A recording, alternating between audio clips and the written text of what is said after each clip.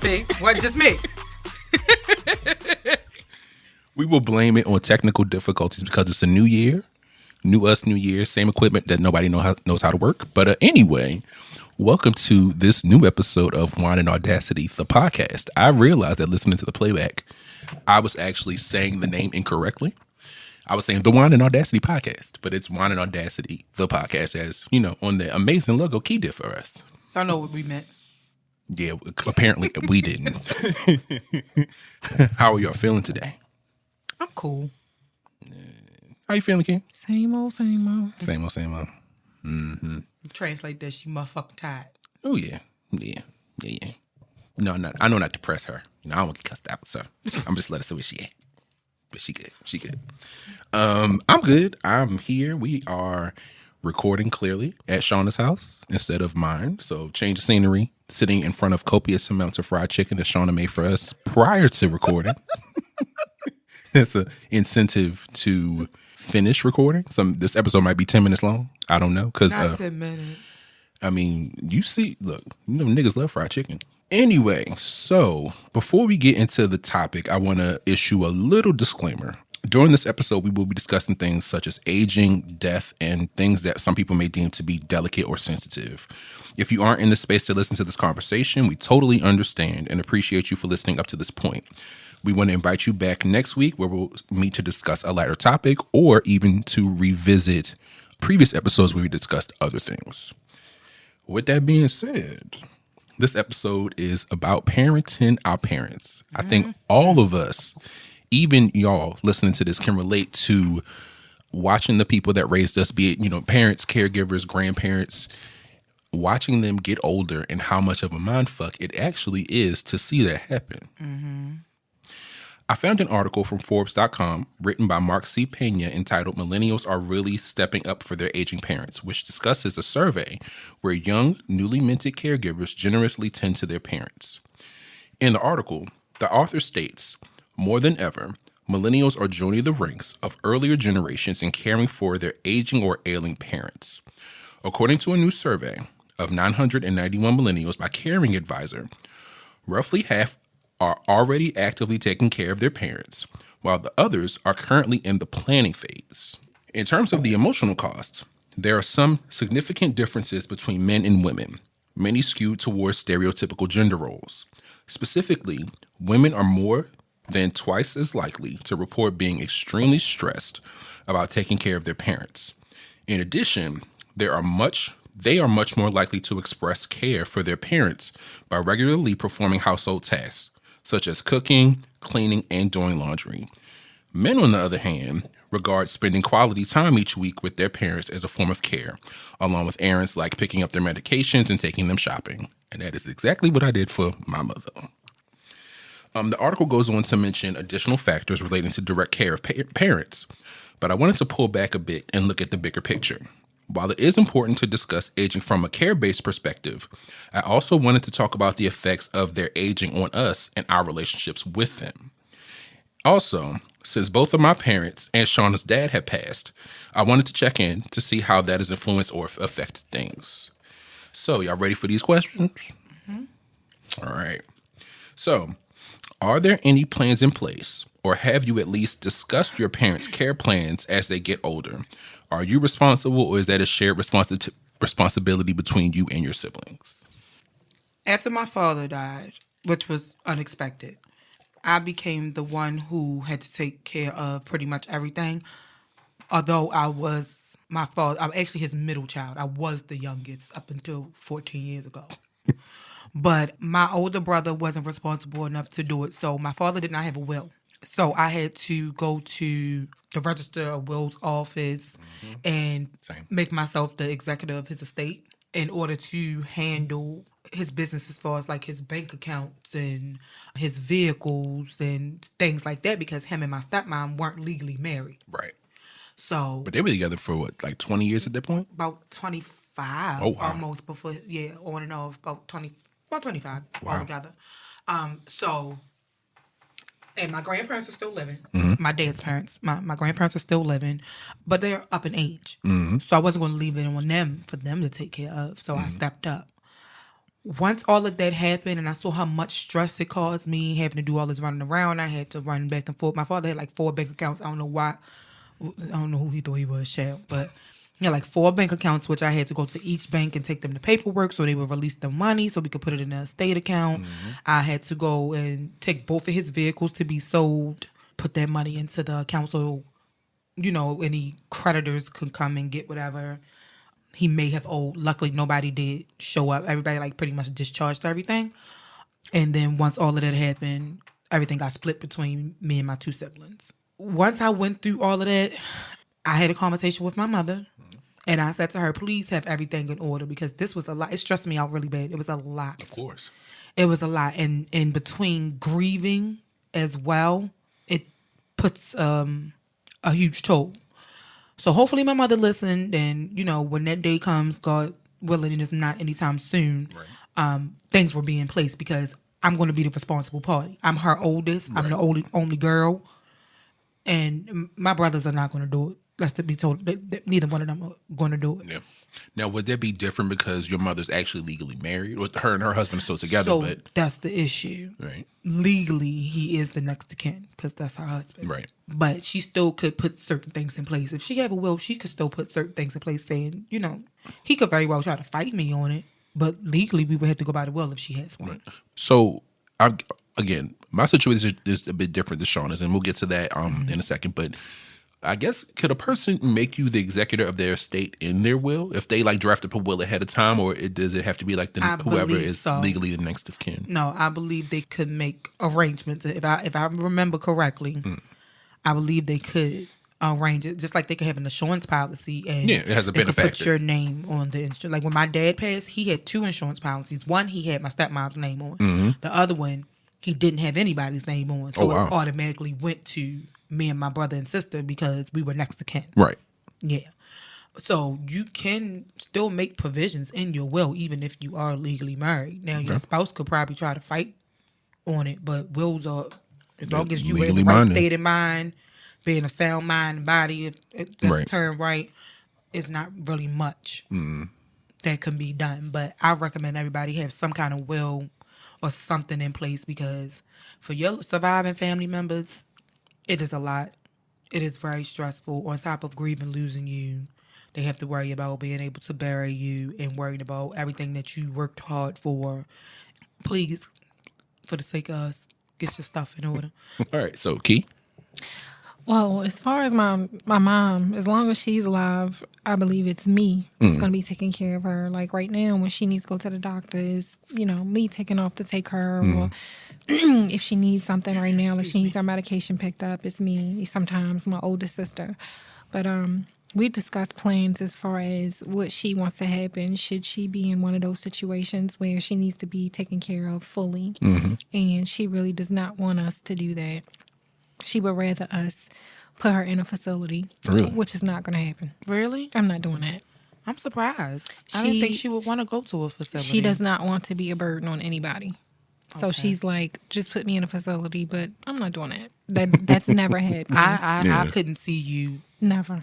See you doing that. Never. Anyway, the way, but as close as her and her mom are, is I could never She's not going see in her there. putting her in a home. I can see her hiring somebody to come in and help her or something. Of course, we would be there for her, of course, because that's our mama too. But I'm not surprised by that. I'm surprised that she said that she would want to, but I'm not surprised that you no, sis, this not happening. Yeah, I told her, I'm not doing that. Even my dad said the same thing. He's like, put me in a home, just come get me or come visit me and take me for a drive every once in a while. And I'm like, hey, who gonna do that? First of all, he gonna be in there cussing people out. Right. He gonna get put out. He don't play with folks. He gonna be like, he gonna get put out. He gonna call you, Callie. They said you gotta come get me because I didn't cuss the nurse, the doctor, everybody got cussed out. A dumb bitch. He ain't gonna tell me. He gonna call me and tell me I gotta come get him. The police gonna call me. Oh Lord. Oh man. But I mean, as far as like, Key father is awesome, y'all. Like, he's so funny. so like after plans, like we discussed that, like, you know, death plans and stuff like that. So we already know, like, we all have had that conversation, like what we would want from me, my grandmother, my mom, to my sisters. Like we've all had that conversation, so we all know what we want to happen. But if it came down to it, it would be me and my older sister, because the one in the middle, she not gonna be emotionally stable enough to handle any of that. Yeah. No. Yeah. I can say for me, so my mom actually passed back in 2020. And Key and Shauna were like, literally, like, I don't know if they was scaling buildings, if they was, you know, being Spider-Man, just swinging from vine to vine, but they got there before a lot of my family did. And I want to say, I appreciate both of y'all for showing up, because of course, you know, my mother loved y'all. That was our girl. You know how we felt about her. That type of situation is so high stress, and I was there when it happened, and just the breakdown of everything, and it was heavy. Of course, losing a parent is heavy in general, but to see it happen like in front of you, that was a lot. It happened in your face. Yeah, in my childhood home. And it was just, I'm grateful for both of y'all for just dropping what y'all were doing and showing up. Anytime I could have been out of town, I was hopping on a plane, I was getting on the train, I was going to row a boat. I was getting to you because I know that, first of all, that's what friendship is about. Absolutely. And I know that if it was the other way around, you would have been like, I'm on my way. Yeah. Because y'all made sure I called this when my dad died, I called King boo-hoo crying, and she couldn't understand me, and she kept saying, Shauna, what's wrong? And I was like, I don't know what to do, and I started crying so bad she started crying. She was like, it's gonna be okay, gonna be okay. You know she all emotional. She a thug. she a whole thug, but it's when she loves somebody to see us break down like that, like she was just like, it's gonna be okay, and I was like, no, it's not, I don't know what to do. what's that, the fruit gush away? She was mad because she couldn't get to me because she had just started her job, so she couldn't call out, and she was like, as soon as I get off, I'm coming. And as soon as she got off, she was at the door, and I think I held on. I cried when I was on the phone with her and stuff, and I think I held on, and she walked through the door, and she just walked in and she put her arms out like this, and I just bust out crying. Yeah. And I was like, I don't know what to do. I don't know. She was like, let it out. It's okay. Yeah. It's okay. It's okay. It was the same way when y'all, I didn't cry till y'all got there. I was and I holding saw Key stuff face together. when I got there. I saw Key first on the porch, and then I said, where's B? And she said, he just went in the house. And then you came walking out the door, and I promise y'all, as soon as I wrapped my arms around him, I felt his body just drop. And I was like, shit, I held myself together this long. Yeah, the refrigerator just, it almost tipped over. He just went, like, he just took this deep breath, and he just, like, he was trying to hold himself together for everybody I had else. to. I said, B, it's okay. And he just went. Like Key with her siblings, I'm the youngest of my mother's three, like Key is, but I'm also the responsible one. My sister has her issues. My brother has actually been in jail since I was 4. I just turned 36 last month, so he's been away for 3 decades now, and he's not home. So everything fell on me. When my mother had doctor's appointments, like I would take off work. My mother had health issues. She was a lifelong smoker, and she had, emphysema and, a lot of breathing issues. Yeah. She actually ended up passing from lung failure. She was on the list for a lung transplant, and we found out the week that she passed that her heart wasn't strong enough to withstand the surgery, so they took her off of the lung transplant list. Yeah. And to be like, okay, so this is another thing. And then, no joke, I tell you, she had been in the hospital off and on, throughout 2020. Of course, it was the pandemic, but she was in the hospital because her lungs, she couldn't, maintain breathing. Mm-hmm. She would go in the hospital, her breathing would improve, she'd come home, and then a week later she'd be back. And then that started happening more frequently. It's like, okay, something's going on. She came home from the hospital that day, and she was like, I need to see you and your sister. You need to get here as soon as possible. And I'm like, well, Mom, what's going on? I don't want to say it over the phone. Just get here as fast as you can. I'm like, what? Oh, okay. Man, you called me when you was on your way there and told me you was on your way over there. That she just came home. Yeah, and I was like, well, me, I tend to run late for stuff all the time. So I was taking my time. I was like, well, Deborah, okay, you be home. I get there late. I'm gonna take my time, put my feet. I'm gonna watch something on TV real quick, make a late breakfast, or just heat something up, go to Starbucks. I'll get there when I get there. Brandon, why are you calling me so much? What's wrong? So I got there, and she told us essentially she got home 1:00 that afternoon. I got there at about 6, and I had gone to the grocery store for her, so I was putting groceries away. My sister was there, And she basically told me and my sister there on the spot that the doctors had placed her in hospice. Literally, when we were there, and the doctor was like, "Yeah," she was like, "I have 6 months to live," and we were like, "Girl, what? Huh? What? Huh?" And my mother, of course, being the baby boomer she is, being the very buttoned up and self-contained person she is, I didn't want to worry y'all. I didn't want y'all to be stressed out. I didn't want y'all to be, in a space where y'all are stressed out and worried about me. I'm saying, but you're our mother. We're going to worry about you. So bump all that, but we need to be able to prepare. And we had that conversation at about, I want to say, I got there at about 6 p.m. Ran to the ATM for her, came back to the house, gave her a card, gave her the money. I was like, all right, well, I'm going to go home. I was like, you all right? She's like, yeah, the nurse will be here tomorrow to set up the breathing machines. And I'm fine, I'm okay. And I was like, okay, sis, well, I'm about to go. But something said, Brandon, stay. Mm-hmm. And I was like, okay, I'll wait. I'll wait till, we got you in the bed, you fine. We got this new breathing machine. I'll wait till you settled, you asleep, and then I'll leave once you go home. And no joke, once I got back from the ATM machine, within 40 minutes was when everything started declining rapidly. Yeah, the first call I got was Shauna, my mom, said she couldn't breathe. We called the ambulance, we're waiting for them to get here. Then he called me back and he said, Shauna, she just passed out. I'm doing CPR. The ambulance is on the way. So I'm like, oh my God, oh my God, oh my God. And then I said, Brandon, I'll be there as soon as I can. 20 minutes later, I got the phone call. He said, and I texted Key and Ebony at the time, and I said, y'all, Brandon just said that Mommy Deborah stopped breathing, be on standby.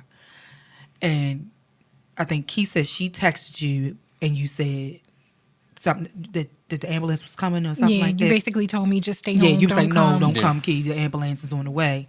And then 20 minutes later, you called me back and said, Shauna, she gone. Yeah. And I was like, what? That fast? And you repeated just, I said, oh my God, okay, B. Yeah, I said, that listen, fast. I'm on my way to my car. I'm coming. I'll be there. I'm coming. I kicked my damn shoes off so damn fast. I had on heels. I kicked my shoes off, threw my flats on. I text Key and them. I said, get to Brandon now. Mommy Deborah gone. Key didn't even text me back. Because when he said don't come, I had already started putting my clothes on. Right. He told me don't come, and I started getting dressed That's anyway. she is. That's the He person didn't even she text is. me back, but we have an app on our phone for us to track each other, like if we out and about or something. I looked on the app and I was like, is she already on Park Heights? God. She's like, she was gone. So then Ebony texted me back and Ebony was like, I'm about to get off work now. I'm going as soon as I get off of work. She was like, wait, but I just talked to him. He said that she was okay. I said, well, between me texting y'all and me just texting y'all, he called me back. And he said she gone. It was crazy. I pulled up, was trying to find somewhere to park it. I was about to park legal and all kinds of stuff. I didn't care. It literally was in the span, like I said, 20 minutes. Yeah. And everything declined that rapidly. Yeah. And the trauma just in general of being in that situation and hear your mother say, I'm on hospice care. And it's like, girl, what? Right. What happened? And then With me, it I talked to my happened dad the literally week that before fast. and he was gone the following week. And see, and your mom was always so, I don't want to say nonchalant, but the way she said things was like, whatever. Yeah. Like she, Yeah, you know, she like, did. like it was Yeah. nothing. It was Yeah. because it was what it was going to be. This is the same person who had an oxygen tank downstairs and was smoking a cigarette upstairs. Like she was funny. It's like But Brandon's that mother was was her. just, That was her. and she was loving. And if she loved you, she loved you. Yeah. She was gonna cuss your ass out, She cussed me off. but she was gonna feed you, and she was gonna take care of you, and she was gonna fuss at you about not seeing her grandbabies.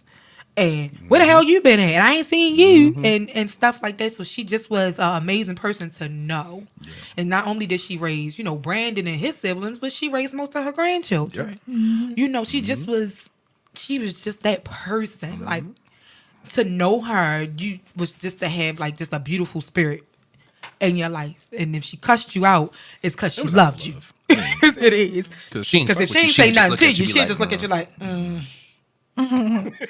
That's just who she was. So everybody should have a Deborah.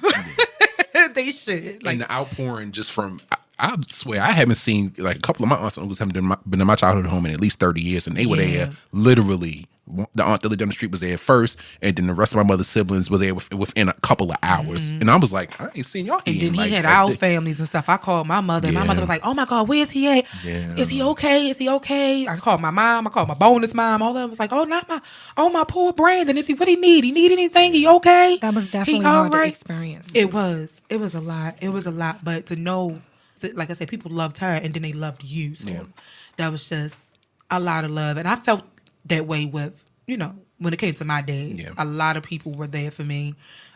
Especially y'all. Y'all making sure I was okay and sitting with me through my crying fits and not understanding. And I gotta add some levity to them. We was in there laughing in the funeral because me and Ebony was in the back being assholes because stuff was happening. I found out about things later. Of course, because you were in the moment. But if you I ever did. go to a black funeral, if you've been to a funeral at a Baptist church where one of the members, like, was your grandfather a deacon? He was a pastor. He's a pastor. That church that the funeral was at, my grandfather was the pastor of that church at one point. Yeah. So I grew up in that church. So just seeing how the old heads get together when they worshiping and praising, putting on for one of their own, the outfits, the carrying on, it was it's a lot. It's a lot.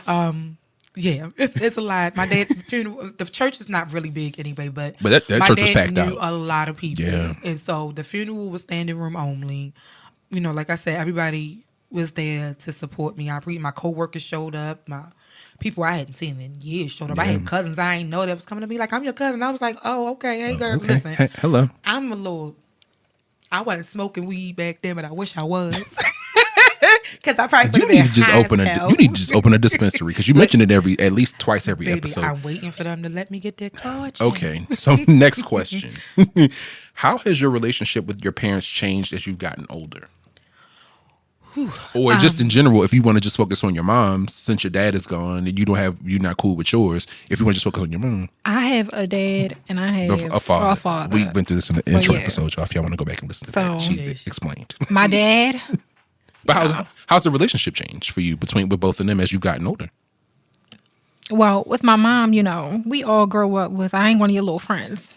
Oh, yeah. Yeah, we all grow up like that. But now I can tell you, my mom that's my girl. That's one of my homegirls.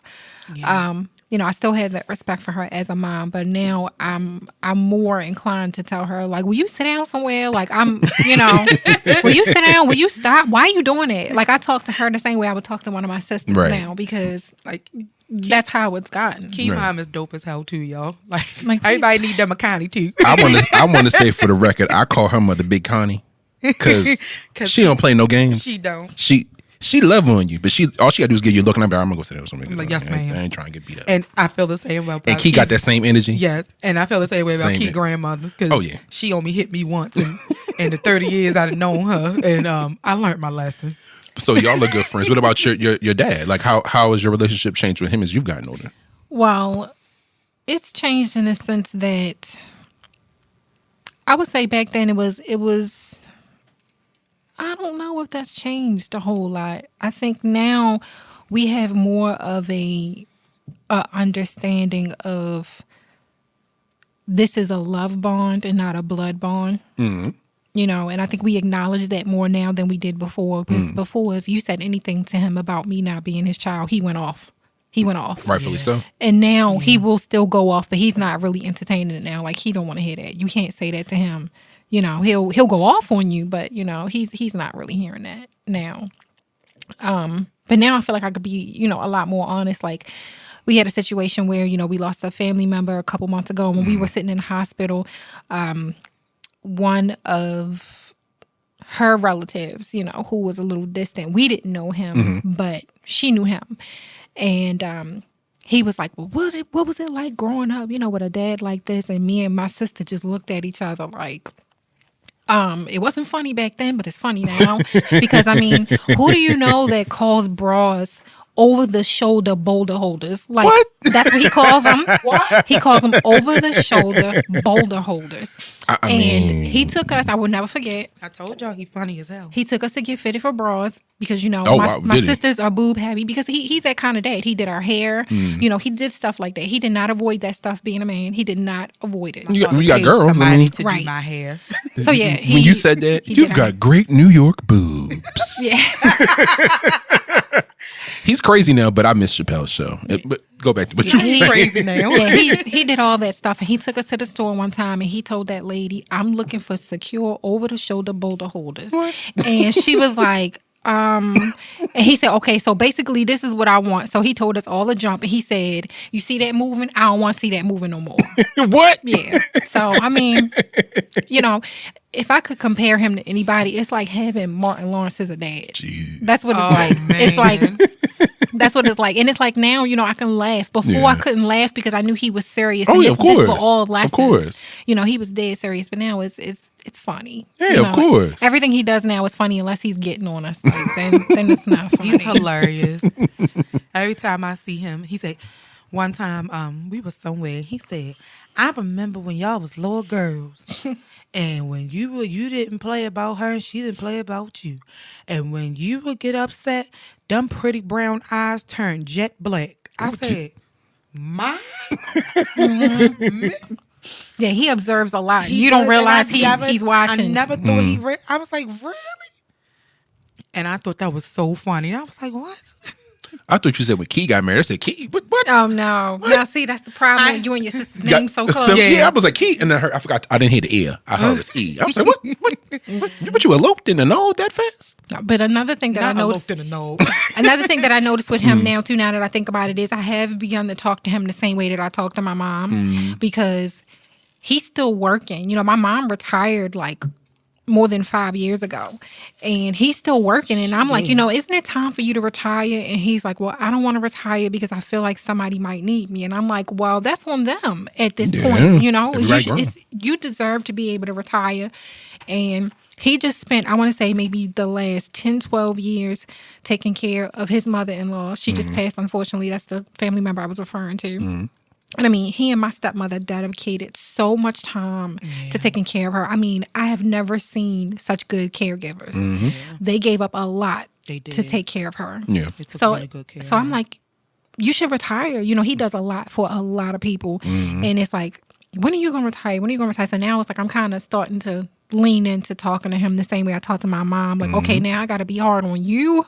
Okay. Is he retirement age? He's He's he's close retiring. to He it. can retire. He said he's considering it now. Okay. But I don't know if he's going to make that decision. I think me and my older sister probably really have to get on him about it. Because he ain't trying to hear that. I feel like he's going to be one of the ones that's working until they make him stop working. Because he just has that spirit. But what a lot of I our felt parents. the way about my father. I think if he was still alive, he kept working, been hopping on and off them trucks, knee replacements and all.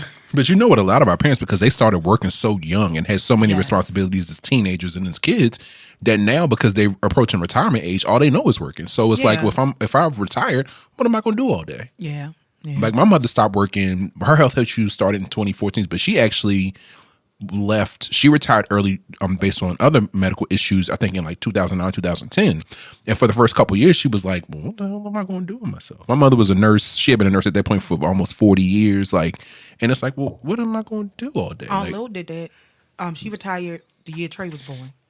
Wow. And then she ended up going to get like a little part-time job. Yeah. She would go in like 1 or 2 days a week. Yeah, and my mother did that too. That kept her busy. And now I don't even think she does that anymore. Because before doing that, she actually was Trey's caregiver when I went back to work for like the first few months. And then I ended up taking him to my cousin. And then she took care of him until he went to regular daycare. Yeah. Okay. So, Shauna, how has your relationship with your parents changed as you've gotten older? So my father died when I was 30. My relationship with my father has always, to me, I felt like my father tried to be more of my friend than my parent. So our relationship was always like that. Like I talked to him about pretty much anything. I will say that he gave me a lot of advice that you wouldn't expect a father to give their daughter. We won't dive too deep into that because I worked through that in therapy. But as far as with my mother, so full disclosure, my mother had a drug addiction for many years when I was younger. And she has, as of December 2022, been clean for 20 years. Won't he do it? Praise God for that. But I feel as if me and my mother got closer over the years. However, there was still issues that we dealt with as a result of her addiction that I felt we had to work through in order to improve our relationship. I feel like to an extent we have worked through a lot of those things. It took a lot of me actually standing up for myself and being honest and telling her how I felt about certain things that she did then or was doing now or some that she still may do. But I always brushed a lot of it off. Now I stand up for myself more when she does something I don't like. I speak on it. Yeah.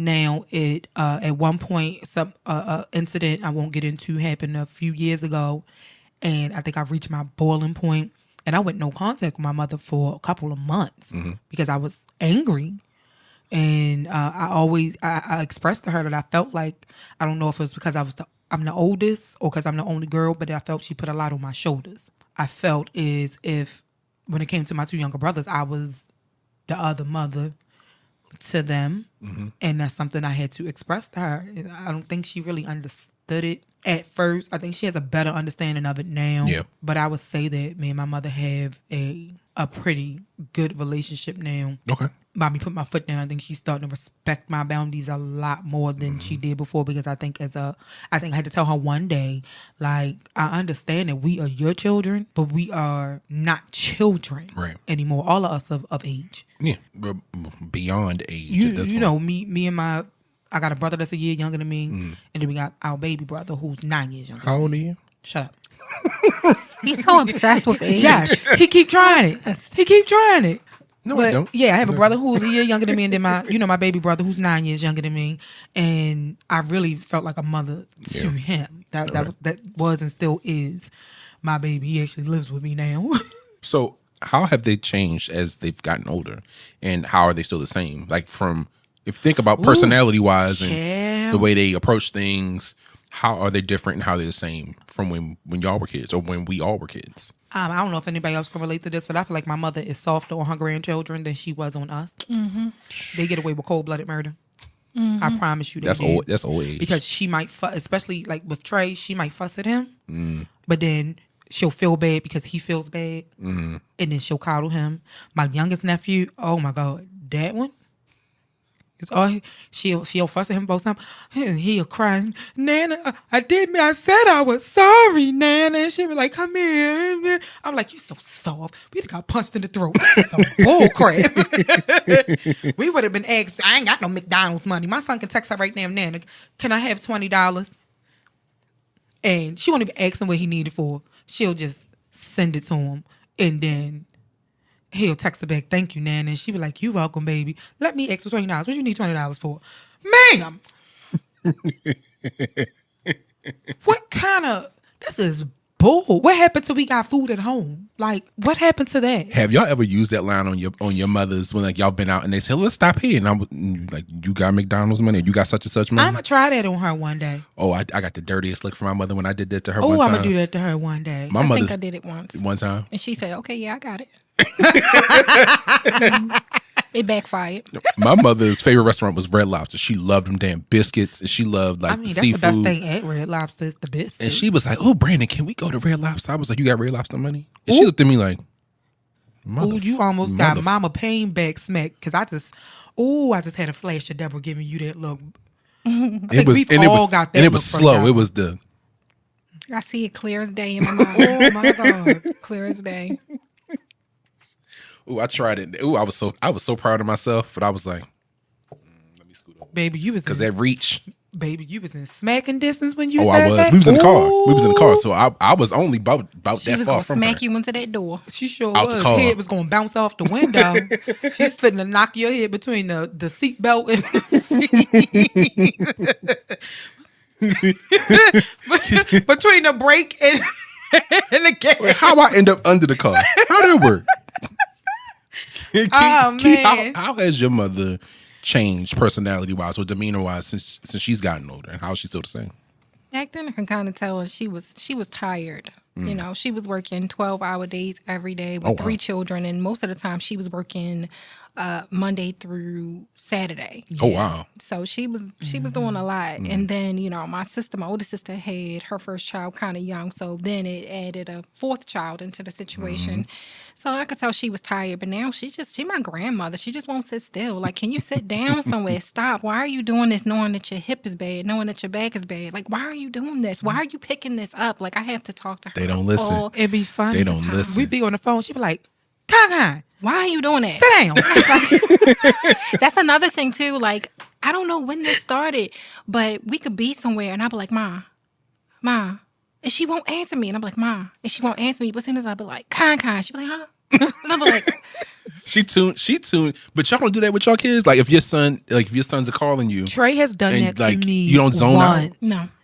When he was little, he did it to me one time, and I honestly didn't hear him. I don't know what I was doing.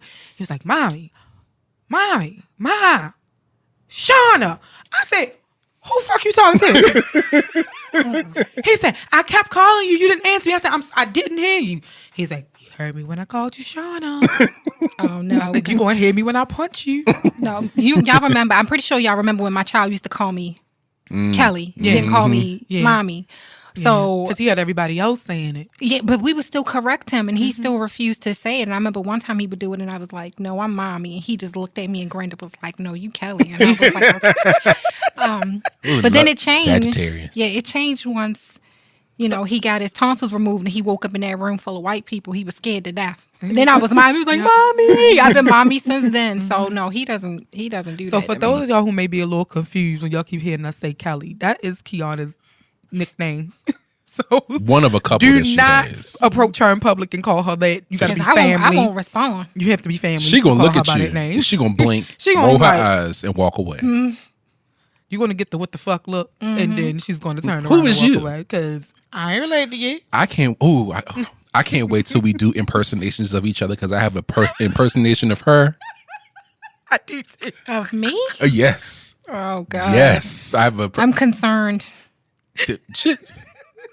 Well, shit. I'm concerned. We're not gonna do it. Let's save it for.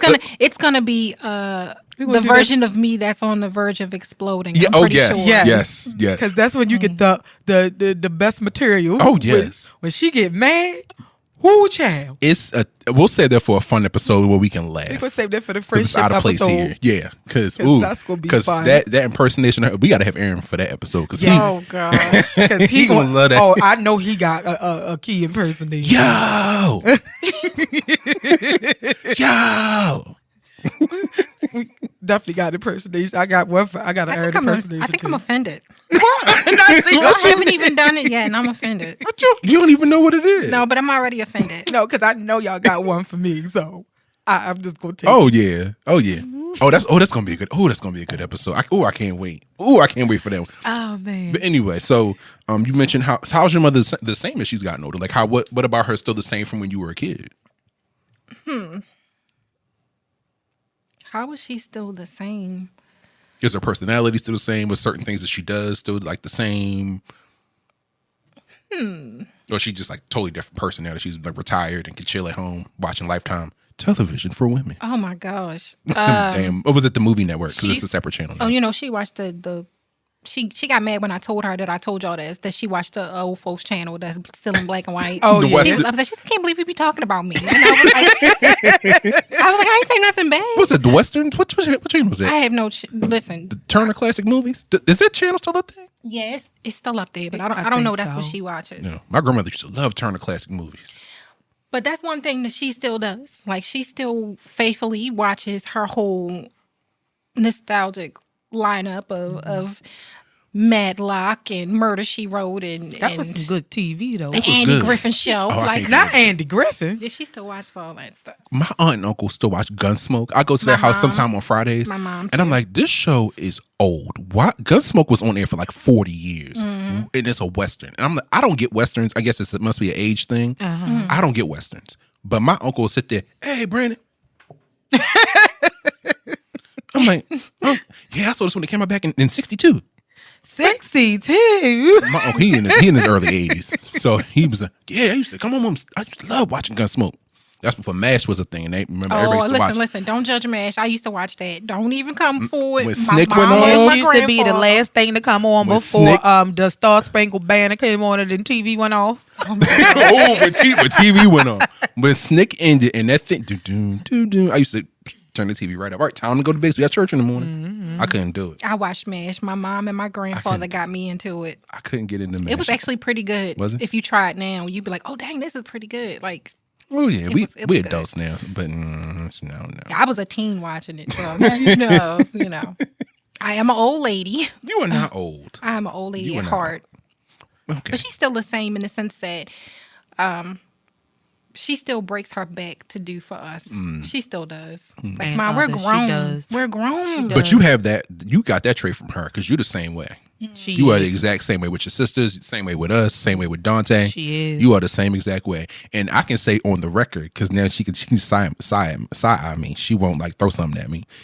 We tell her all the time, you need to take a day off, take a break, go take yourself, treat yourself to like a vacation. But I got stuff to do. Get somewhere and sit down. Exactly. Key got that from her mother. She did. Hard body, is that? Who am I saying? Anyway, I don't know where that came from.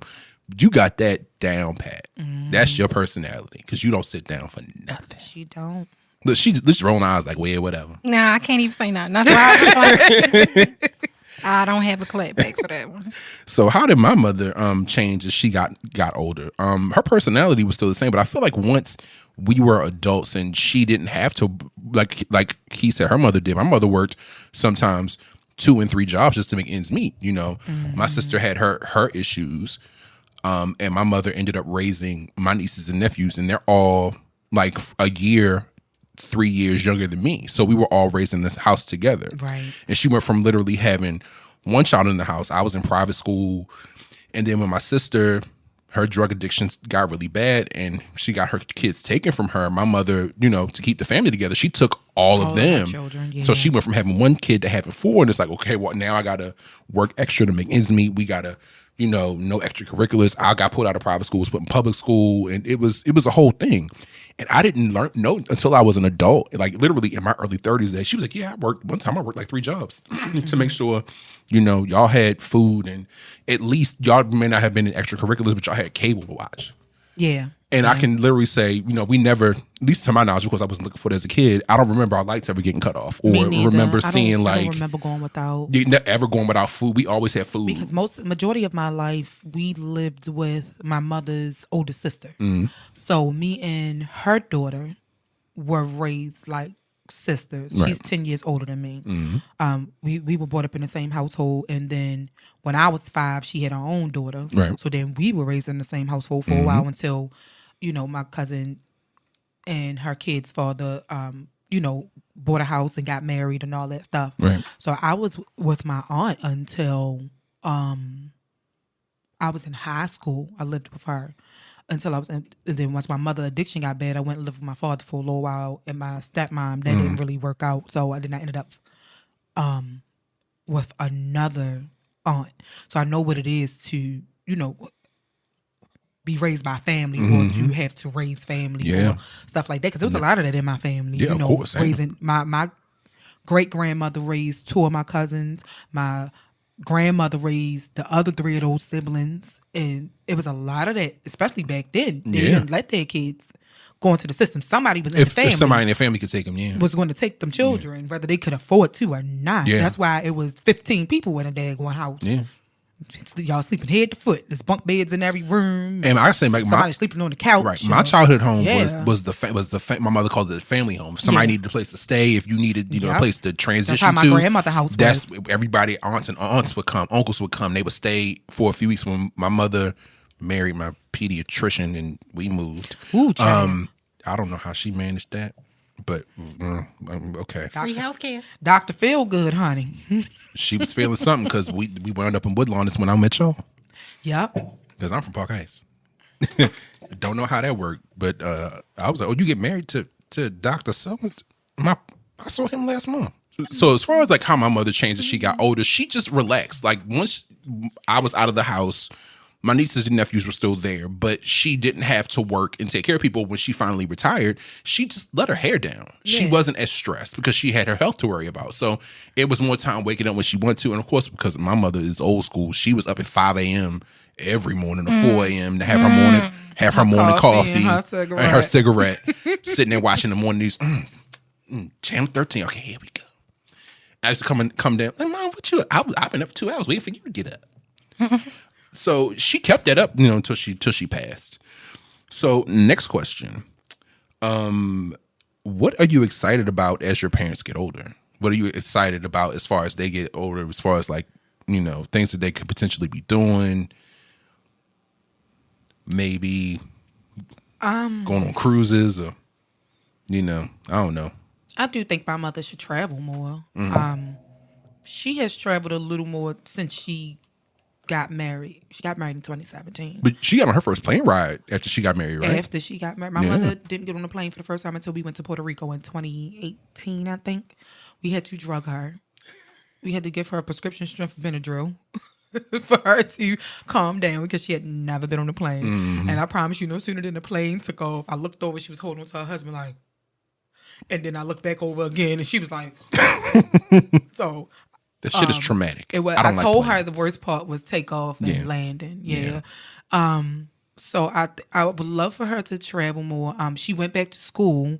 She's now LPN. So proud of her for that. She said she was considering going back possibly to become an RN, but she hadn't made her mind up yet. But if she decides to do it, I would, be happy for her because she waited all these years to do it. So yeah, pretty much I would like to see her travel more. I would like to see her do more for herself. That's pretty much it. Worry about you, sis. Yeah. What about you, King? What are you excited about as Big Connie gets older?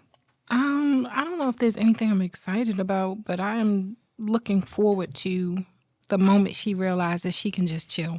Yeah. Like just chill. You don't have to do everything all the time. And I think I will be excited when she starts spending her own money on herself. That part. I will be excited for that because my mom is a worrier, and I can say that is something that I know I got from her. Yes. Facts. I am a worrier, just like she is. And she's not somebody that can think about today. She has to think ahead. Something else I got from her. Yes. Yeah, I'm the same way too. Yeah.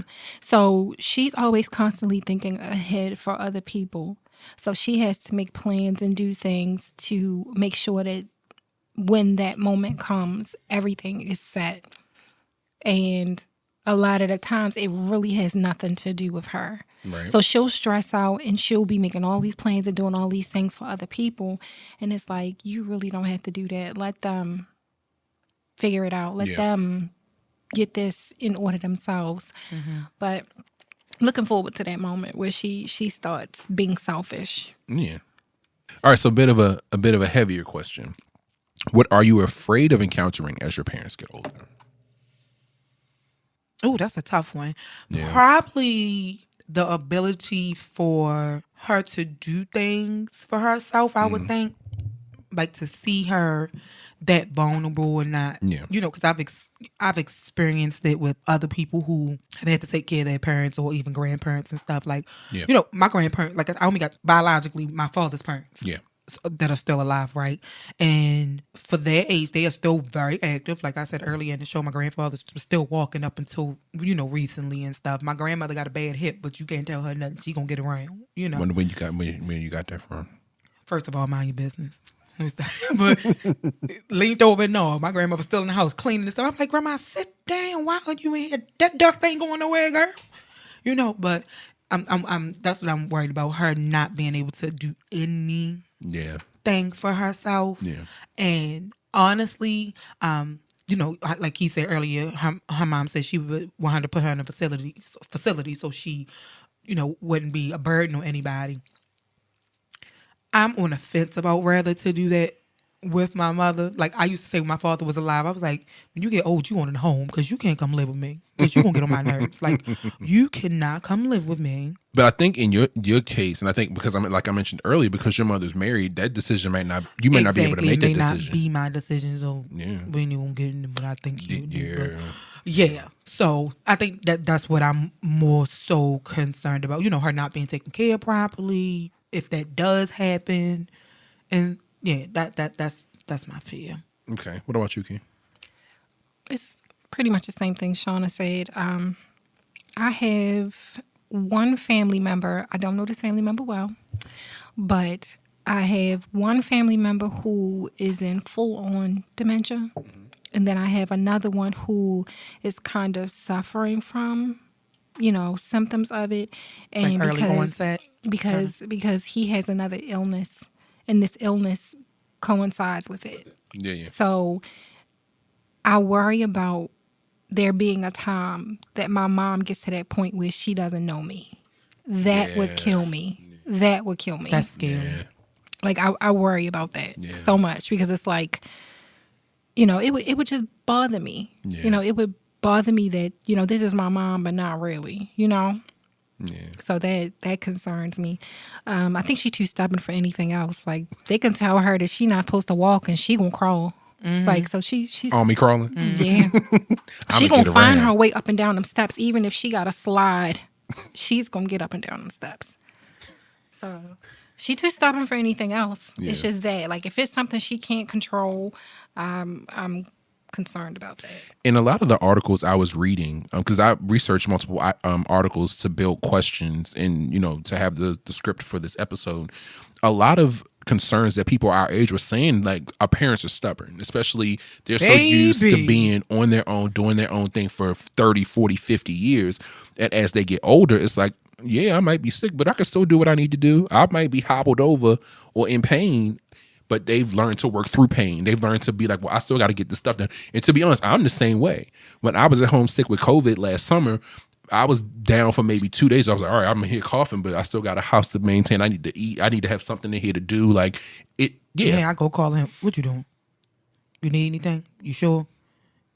What you in there? Sit down, Brandon. Yeah, I don't. Damn. But I get that. Like I get that from my mother too. It's hard for me to sit down. I think I said that on a previous episode. I don't sit down. I can understand that. I have a hard time depending on my hands other have to stay busy. Too. I understand. And I can say to your point, Key, like I know when my grandmother passed in 2009, she had the dementia and Alzheimer's, and the decline with her happened seemingly suddenly. But I know it got to a point where I couldn't even go see her at the nursing home because she just didn't remember anything. She couldn't even like feed herself. She forgot how to talk. It was just like, I can't even see. I dealt with the early stages of it with family. Like my aunt that I used to live with, her mom lived with us too, and hers would come and go. Like she would forget things. Like she would go in my room thinking it was her room and stuff like that. So I can understand having to. And it's hard because you feel so bad, but they can't. Yeah, they can't help it. They can't help it. And then sometimes you see a glimmer and they'll recognize you. It'll be something as simple as a smile or and stuff like that. And Key, your grandmother's in good health, right? She's just chilling. And both of them.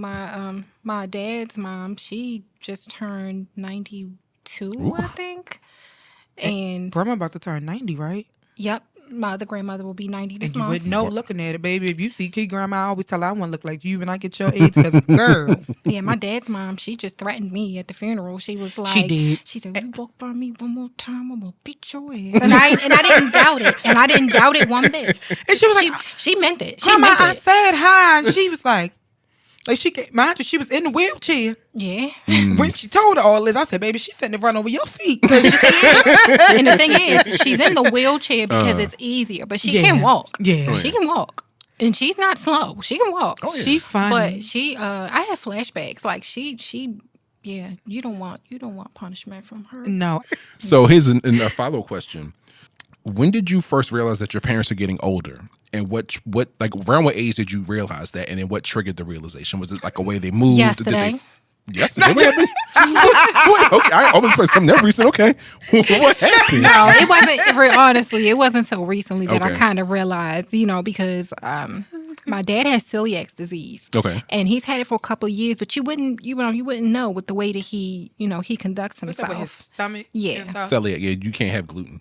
Yeah, Oh, so okay, okay. you wouldn't know, but it started flaring up lately, and you could kind of tell he wasn't himself. And then with my mom,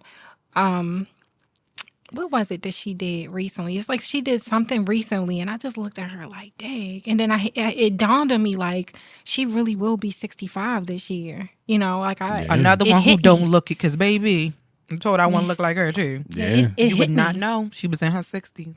And she tells me all the time, like, I'm in my 60s, and I brush it off like she telling me I'm in my 30s. You know what I mean? Like, to me, that's what she's saying, Yeah. because I Yeah. don't see 60. Yeah. No. Yeah. When I look at her, when she talks, I don't hear 60. Yeah. And if something, what did she do? Something she did. But real quick, while you're thinking about that answer, like the difference in generation to how, like somebody put a post online that was basically like women in their 50s, like the Golden Girls were in their 50s back when the show was on. The character was like 50s and 60s. But I they think. looked older back then. Right. But the same, right? and then they put like a side by side 50-year-olds comparison. now look like us. It was J-Lo performing at the Super Bowl, and it was like 52, and they was like the same age as like Blanche Devereaux, like 40 years apart. And how 50-year-olds look now versus how they looked back in the 80s, Yeah. like when the decade we were born. But when I realized that my parents were aging, like my mother tickles the shit out of me. So before you said that, Key, did you finish your point? I think it was just another one of those moments where she was doing too much, and then the next day she was in pain, and I had to basically wait on her hand and foot that day. And I think when she had COVID a couple months ago, when she was really down for the count, and I was like, waiting on her hand and foot. You could see it. Yeah, she was just not well, and it was like Another one of those get somewhere and sit down moments. yeah, it's like I didn't see the age, like I still don't see the age in her, but when she was lifting a bunch of stuff and it was like she was moving like me, and I'm like, she gonna pay for this tomorrow, and then the next day she could barely get out the bed, and I was like, yeah, Wow. that made me realize like she really shouldn't be doing that stuff. Just make me get on her even more, but she don't listen. Same way you don't listen. It's different though. How was She's it different? earned the right to sit down. Oh yeah. So it's a little different. Okay, how about, sorry, Shauna, you finished what you were saying, ma'am? Oh, no, I was just saying when I realized I think my parents were aging. Well, before my father died, I realized he was aging because he had a knee replacement. I think he ended up getting both knees done. I can't remember because he's always worked on his feet. Before he passed, he worked for a bakery. He delivered bread and pastries and stuff like that for a long time.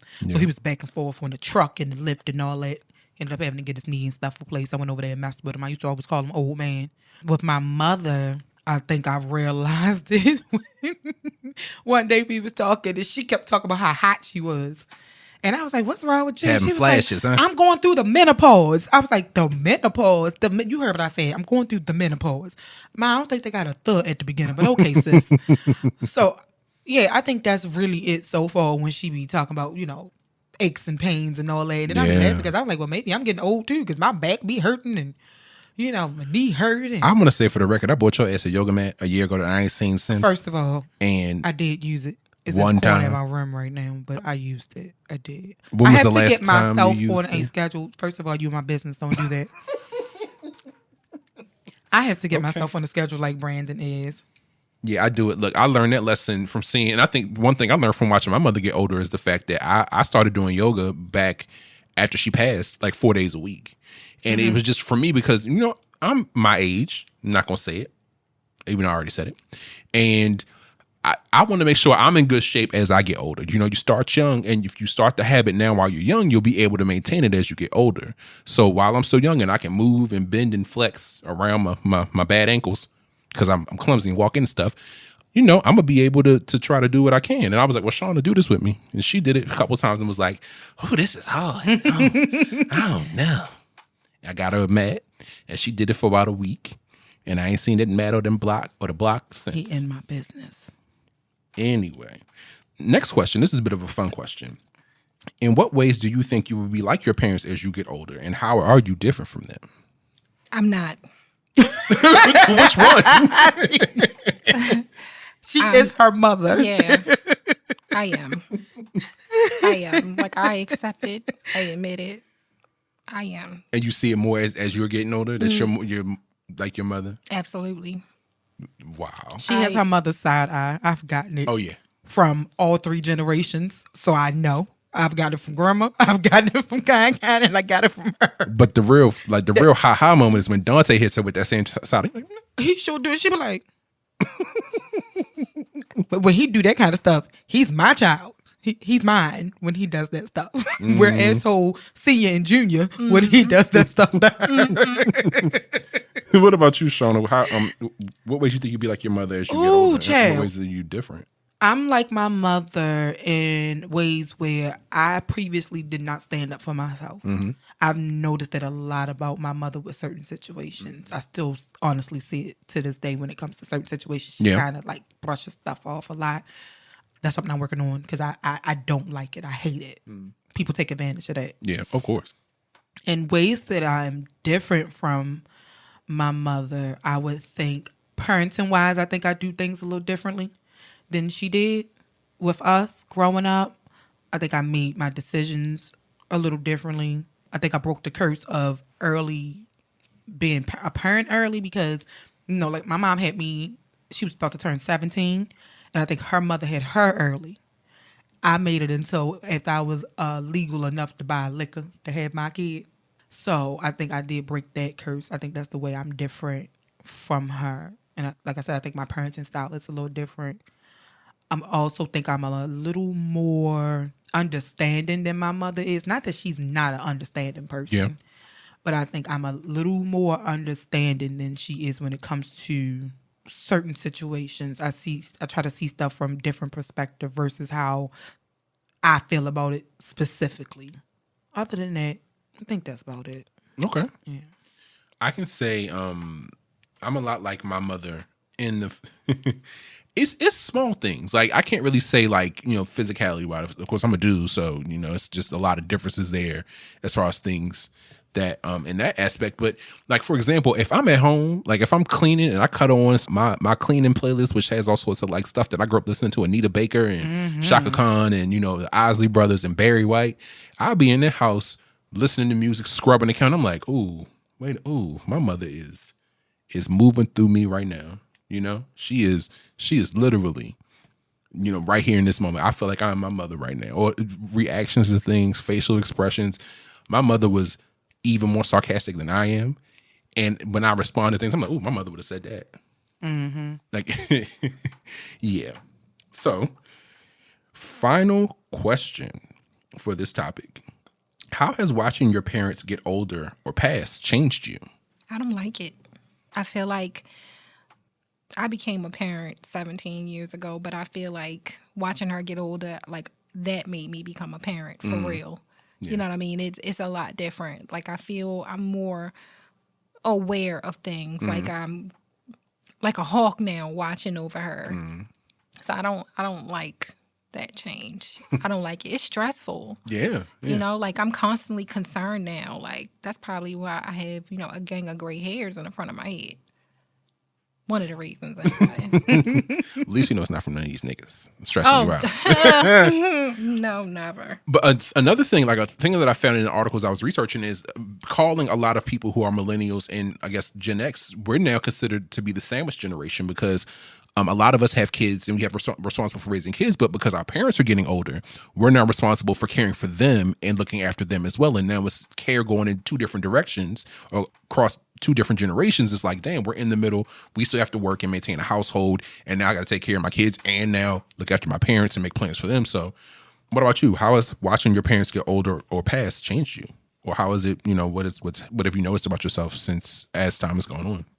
Watching my mother age. Well, first of all, I'm grateful she's still here, definitely. considering, her past. So watching her age is scary because I know one day it's going to get to the point where I'm not going to have her anymore. And I don't want to think about that being as though she's my only biological parent left. So, yeah, it's kind of scary. But like I said, she's still in good health for the most part. She don't really have any health issues outside of high blood pressure, which she can probably work on if she stopped eating spicy chicken from Popeyes and so good though. And hot Utz chips and stuff like that. I fuss with her about that stuff all the time. What's your favorite Utz chip, by the way? I like the sweet and smoky one. Okay, brought you, Key. You got a favorite The potato kettle chip? chip. You don't have Carolina barbecue for me, but continue. That was just to break it up. Because I said about the red hots. Yeah. Having a parent pass. Like I said, my dad passed. My dad was 50 years old when he died. He would have been 51 that year, and it was unexpected. But I think it changed me for the better because I started seeing myself as a stronger person because of the way I handled a lot of the things and because of the help that I got. I can say for me, like, so my dad passed when we were in high school. It was actually our senior year. Yeah. He passed when I was 16, and my mom passed when I was 33. And I'm thankful, of course. Like I said, I mentioned earlier, my mother was a lifelong smoker, so her death was preventable. But of course, you can't tell grown people what to do. You can't tell a tourist what to do because they're stubborn as all hell. And she made her decisions. Married a tourist. And her death was preventable. But I'm grateful for the fact that she got diagnosed with emphysema, I think, in 2014. So, and she passed in 2020. So there were 6 years to where we were aware somewhat of her health issues. And as I got older and moved out and left Baltimore, moved to DC, and I made it a point every Friday to come up and sit at the house with her for dinner. We would go out for dinner. I'd run her errands for her. I'll make sure to show up. And I think that's what gave me peace when she finally passed. You know, I had my life taken me in a different direction to where I would have moved to like LA or New York for work, or, you know, had I met somebody and got married and they wanted to move somewhere else and I'd not been here, that would have killed me. Like having been gone all those years and not had that time. But I showed up. I was there every Friday. Like I mentioned earlier in our intro to the episode, how a lot of men consider caring for their parents to like show up, to have dinner and run their errands. That was me to a T. Mm-hmm. And of course, you know, the traumatic moment aside of when she passed, I made peace with it thanks to, you know, Mrs. Howard. I came to the realization that I showed up. I was there. Did. Absolutely. You took great care of your mother. And I was like, she's at peace. You know, there's no more doctor's appointments. There's no more struggling to breathe. There's no more, you know, waiting list for medical procedures. I was like, you know what? She can rest and rest easy. Mm-hmm. She lived a life. She was a nurse. She was a mother. She was a grandmother. She was a big sister. She took care of everybody. A great-grandmother. A great-grandmother. A great-great-grandmother. And it's like, look, she's at peace. And because she's at peace, I'm at peace. That's all I could ask for. And when I went to the funeral, you know, of course my sister was in there, her dramatic self. Oh Lord. You know, she was a nervous.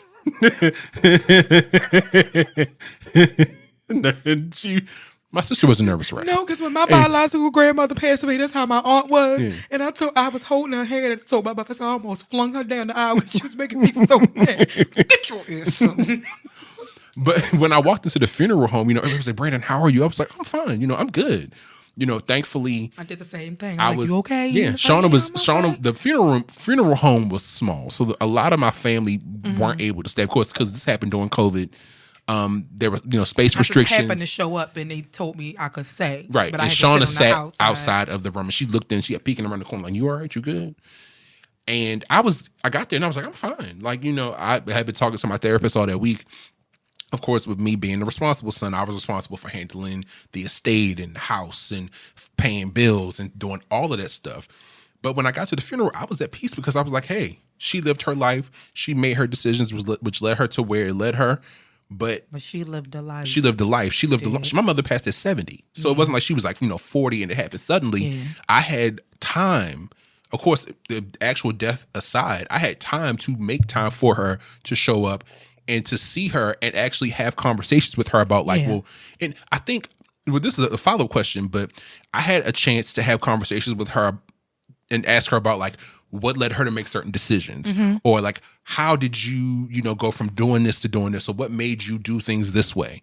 Have y'all ever had those types of like conversations with your mothers about like decisions they made, or like maybe like career paths they chose, or like why they are or why they do certain things? I think to an extent I may have had a conversation with my, like I said earlier, my mother is a former of recovering addict. And I think we talked about one time what led her to drug use, you know, because I came from two addict parents. My dad was originally a drug dealer, and then he became his own best customer. And and stuff. So I did get the chance to ask her, what led her to that, how it ended up happening and stuff like that. We've had those type of conversations here. Yeah. What about you, Key? The only question I ever asked my mom or even had the need to ask was why my father. Really? Ooh, girl, I asked my mother that too. I've never seen him as a good person. I've never seen a good quality in him. So I was like, why? Mm-hmm. And she explained to me that what I saw was different from what she saw because he was a different person. He was, he was humorous. He was, in a way, he was her best friend. But I don't see how, knowing her and knowing him, how the two of them could have ever been friends. Yeah. So I did ask her that because I was, that's not the first time I've heard somebody say that their mother or their father got a different version of their mother or their father than you as a child got. But it's a different, even though it's the same, the way I look at it is it may be the same person, but it's a different relationship. Like the same way, like for example, the way the three of us are close, you don't relate to Trey or your brother in the same way that you relate to me and Key or me and you, Aaron, whoever else. And it's the same way. Like I wanted to ask my mother, like, well, what was about my father? Because you had so many complaints about him. If you complain about him that much, would you stay with him so long? Your daddy was fine. Anyway. But I mean, my father was an immigrant. She said his English was, but he wasn't. I mean, come on, Brandon. You can't see that setup. He looked good with an accent, like baby. But she said that she had concerns about him being a good partner. And but I also that goes to some people don't know how to be partners. We ignore red flags when we have flashing a great image in front of us. Put a good looking man in front of you with a sexy accent. You don't care. Excuse me. You don't care if like he snore. You know what I mean? Eventually you gonna care because you be like, okay, this is a underlying health problem. Probably he getting on my nerves. I can't sleep. You know what I mean? Like eventually that stuff starts to get on your nerves. Knows when he sleep. But then, I mean, in all seriousness, though, you don't think, oh, I'm not the only one that think that he's super fine. You know what I mean? Yeah. Or a man like this got to have a trail of women behind him. You're not thinking that. You're thinking you just looking. Oh, we know. Yep. We know, sir. We know. Baby. But, looking, when you have that great visual in front of you, it has the tendency to blind you. Yeah. But that's why I didn't understand with my mom because it's like, Ma, no. I mean, I'm being dead serious. This is not, coming from a place of dislike. I'm dead serious. This is coming from all seriousness. But it makes you think about, and once you have that conversation, like it humanized my mother. She wasn't just my mother. She was a person that had her own life experiences, her own traumas that led her to the decisions that she made, the people she ended up with, the job that she chose, the life that she led, that humanized her for me. And I was like, whoa, you made this decision to stay with this person. It wasn't the best. But also, like, again, my mother's a baby boomer. Shut up and bear it. We don't go, what we talk about in this house, don't leave this house. We believe in going to therapy or at least having conversations that are effective to try to work through things. For them, it was just go. Perfect comparison. They were raised on survival. And they were raised and they brought us up in knowing how to survive. But for us, we work on trying to not just survive, but thrive in life. Yeah. Because we want to do better and be better people. Yeah. We want to break the curve, the generational curve. Absolutely. Do we? Absolutely. Ooh, okay, so question for our audience. Let us know what you think about, like, what is like raising your parents, or what does parenting your parents mean to you? What type of things have you seen from your parents? What type of lessons have you learned from your parents as they've gotten older? How has watching them age changed you, or how has your opinion of them changed, as they've gotten older, and as you have gotten older? We'd love to hear from you. Shoot us an email at askwandapod@gmail.com. That's ASKWANDAPOD@gmail.com. Almost forgot that. Or you can drop us a comment on Spreaker. You can drop us a comment on our Facebook page. We're all over social media. Instagram, Twitter. The Twitter. The Twitter. We got a TikTok page that don't have nothing on it. We got a Patreon, but of course we don't got no content to put on there, so it's just sitting there locked for now. We'll tell y'all when we get to that point, a year, 4 or 5 from now. 4 or 5, Jesus. Look, speaking into existence, bookmark it, and you get it ready for when the time comes. But yeah, let us know what y'all think about this topic. Share your journey with us. We'd love to hear from it, and we may talk about it on a future episode when we do a recap. Now that I've been talking this whole time, it is time for our Q&A segment to close out this episode. What do you have for us this week, Shauna? Hey, y'all. So before I get started, if you have any questions that you would like for us to answer on the podcast, you can send us those questions to our email at askwandapod@gmail.com. That's ASKWANDAPOD @gmail.com. Sorry, guys. And don't send us no messages asking us who Wanda is. Just figure it out. Just look at the letters. You'll figure out who Wanda is. I'd like to think that our listeners are smart enough to know who Wanda is or what Wanda is. I hope so. You hope so? Yeah. Well, if they found the podcast, I think they got some points, but But- it should be on the page. If you just search around for an email address, you should find it on the page wherever you listen to this at. So You can also, if you want to private message us on Twitter or Instagram or something like that, you can do that. you'll be too. talking to Shauna. I'll You say this for will. the record: Key don't get on there because she's anti being bothered with people.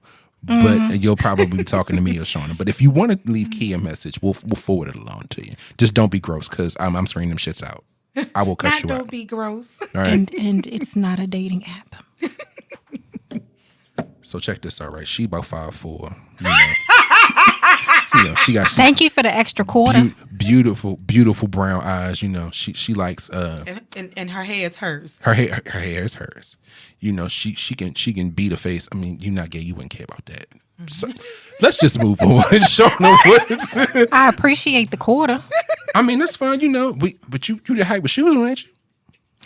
Yeah. Okay. Hey. Go ahead, Shauna. So our first question comes to us from the parenting thread on Reddit. And that question is, what toxic parenting practice did your parents do that you want to avoid as a parent now? Oh, that's easy. We didn't talk about anything. This is going to sound bad, but I'm sure a lot of people can relate. I didn't hear I love you from mother until I was damn near grown. It was never said. There was, I love you because I take care of you and, you got a roof over your head. I'm like, well, no, sis, that you were supposed to do that. But the emotional portion of it was lacking to a point where now I understand when it comes to meeting people and seeing people who grew up in environments where their parents were openly showed them they loved them and hugged, they were affectionate and they were emotional with their kids and they talked to them. That was foreign to me. It was like a deer caught in the head. I was like, what the fuck y'all doing? What's this? So I can say when I choose to have kids, and yes, if any of my family's listening, I do want children, despite what y'all think. So stop asking him at every gathering. They don't ask because I just look at them like I look at y'all. I don't ask. Y'all don't ask. Y'all don't ask. But I do want kids for the record. I want to get married. I want to have kids. Soon. I don't want to be like a. All I said was our kids will be picking yours up from school. They That's will all be, I said. and that's fine. His kids gonna be going to school with my grandkids. Listen, don't. Anyway, I can say, what was the damn question? I forgot that fast. I got distracted. Something your Toxic parents. parenting practice. Not being emotional, not being emotionally supportive, and not realizing that, yes, the actual taking physical care of your child is a thing, but the emotional and supportive component is necessary. And I plan to be there for my spouse and children when I'm blessed with that, God willing, soon. All right, Key. For me, I think it's that mentality that you're supposed to just deal with the things that bother you. You know what I mean? Just suffer in silence. Keep internalized. Like don't put a voice to it. Just get over it. It's that mentality. I don't like that. I've never liked it. I still deal with it to this day. But I don't like the idea of telling people that they have to keep things internalized, or when they vocalize it, you're telling them, well, I had to do this and I had to do that and I went through this and I went through that. Like, I don't like the comparisons. So when it comes to my own son, I like to make sure that he knows that there's an open line. Whatever you're going through, you talk to me about it. Don't think that I can't understand. Even if you feel like I don't understand, tell me about it. You know what I mean? I'll just listen to you. And I think that's another thing. Like, I don't feel like parents back then, or our parents, understood the concept of just listening. Oh yeah. So that's Mm-hmm. trying to break that. I don't want to carry that on with my child, and I don't want him to become that kind of parent that doesn't know how to listen. Yeah. What about you, Shauna? Ooh, for me, it is the practice of do as I say, not as I do, Okay. or because I said so. And I can admit that when, I first became a parent, I did do a lot of that. And I'm working, again, I'm a huge advocate for therapy. So I'm going to continue this. You will hear me talk a lot about therapy. And going to therapy, I learned how to better communicate with my son. I don't feel like I got that growing up to an extent. Like the one person who I feel really did communicate with me, I have an aunt who stepped in and helped. And to this day, we are, and they know what aunt it is without me even having to say her She's name. amazing. She's my favorite, my absolute favorite. And she tried to break that generational curse because she Yeah. remember experiencing it in their generation. So she tries not to do that with us. Yeah. But when it came to my parents personally, I didn't feel like I could go and talk to my mother about certain things. And although I could go talk to my father, what I got from him was not fatherly advice. It was, like I said, more so a friendship thing. So I try to keep an open line of communication with my son. I try to think before I react, so I won't react out of anger when it comes to stuff like that for him. And I try Yeah. not to be too hard on him because I don't want him to feel like he can't come talk to me about certain things. I don't want him to feel like he has to bottle up and internalize things because that leads to not being able to communicate, into toxicity, into you bringing it into your adult relationships, and it leads to depression and anxiety and all that other stuff. I don't want my son to have a childhood that he has to heal from, That part. like I feel like I do. Yeah. That's a good answer. So I got one more question. Okay. This question comes from the Therapy for Black Girls Facebook page. It's a page that I follow. I highly recommend the page if you are, a Black woman who is looking for some type of support for your mental health. Whether you face depression, anxiety issues, they have threads on there that you can go on and find information for therapists if you are in search of one. And this question is, have you ever suggested therapy to your parents? If so, how did it go? Ladies first. I'll go ahead, Key. Never. Never. She wouldn't do it. I can say that I mentioned when I started going to therapy in 2017. I mentioned like therapy to my mother, and like I said earlier, what we talk about in this house, stay in this house. I don't need to talk to nobody about my problems. Toxicity. It's fine. I'll deal with it on my own. But what I will say is, the year before she passed, this was like 2018, 2019, she actually went to a therapy session with me when we were still meeting face to face. And she and Mrs. Howard got some time to just sit and talk about my experiences and everything. And that was eye opening because even though she said it wasn't her thing, she wouldn't talk about her own issues. She was open to coming to talk about mine and to help me work through my own stuff. And that was big because I thought she would have said, hell no, why do did I have to bribe her with Red Lobster? I might have. Not you had to bribe her with cheddar biscuits. I might have. I don't remember. But yeah, I think if it was for me or if it was for like one of my nieces and nephews, she would make the effort. But to talk about her own issues, hell no. No chance in hell. For my father, no. I never got the opportunity to do that for my to recommend anything to my dad. For my mother, I did back in 20 or 21, I think. I recommended that my mother needed to see somebody. She was going through a lot. She was have some marital issues, and it was a lot of stuff going on, and she really scared me. I won't go into detail with what happened, and I kept saying to her that she needed to talk to somebody individually and, also do marital counseling. But I was more concerned about her doing individual counseling. I looked up information for her. I even checked with Mrs. Howard to see if, because she do virtual and stuff like that, to see if maybe she could meet with her. As far as I know, she never did it. Like, she listened to me and kept saying okay, and she would think about it and all this other stuff, but She never did it. And I was upset about it for a little while, but Mrs. Howard explained to me, like, you did your part. You suggested it. You did what you were supposed to do. All you can do is continue to work on you, because you can't force somebody to do something if they feel like they don't need it. Yeah. Or that it's not going to help them. I've known many people who I've recommended Same. therapy and stuff too. And they was like, oh, that's not going to help anything. Oh, no, I don't want to talk to nobody about my problems.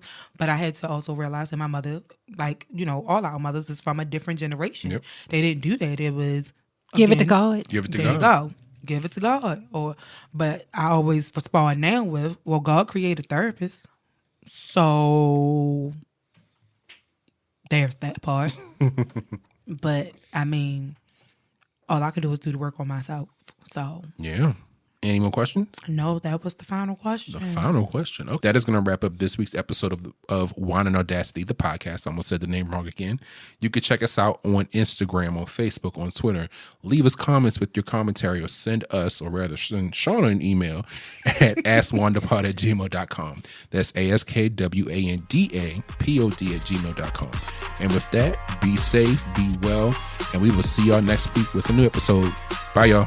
Bye. Bye.